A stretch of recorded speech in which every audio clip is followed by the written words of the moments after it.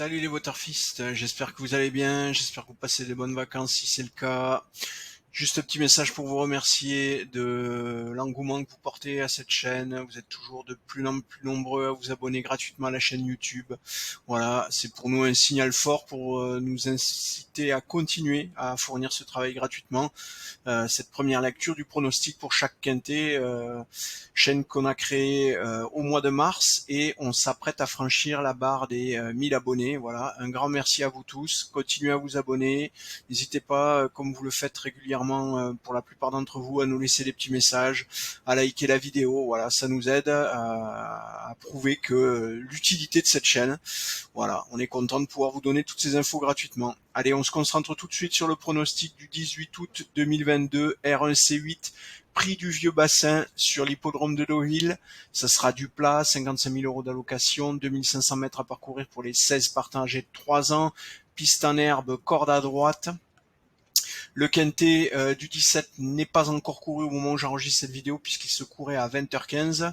Donc du coup, on va se concentrer sur le pronostic du 18. On va aller tout de suite voir ce que nous ont donné les algos. Alors, le 9, Take Me Away, le 12, Greyval, le 10, Shimura, le 13, Force de l'Aube, le 1, Lord Record, le 16, Bardolino, le 4, Sécession et le 14, Counter Actor.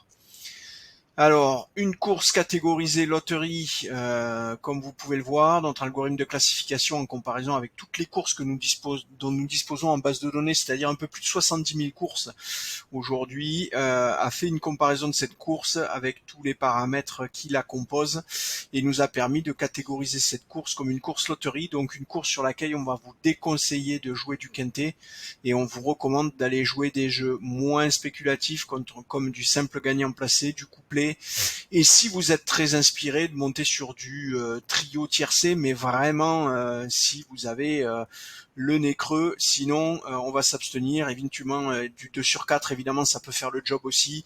Ça reste un quintet, ça reste un type de pari plus facile que d'aller viser du quartet, du quintet ou du multi en 4.